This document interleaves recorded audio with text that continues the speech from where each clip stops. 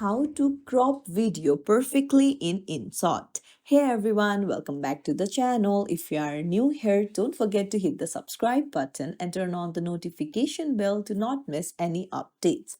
So I'll show you how to perfectly crop your video using InShot. This video will help you out a lot. So let's get started. Open up your InShot app and then go to the video option in the home page. Now you can choose from a gallery or work on your draft video.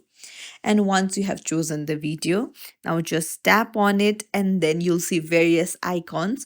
Swipe to the left and search for the crop option. Tap on it and here you can see free crop, and if you want to upload it to Instagram, you can see 1:1 ratio, 4:5, 9:16 for reels, and even for YouTube and TikTok. So InShot gives you the ratio that is perfect to upload in various social medias. So this will help you perfectly crop up your videos.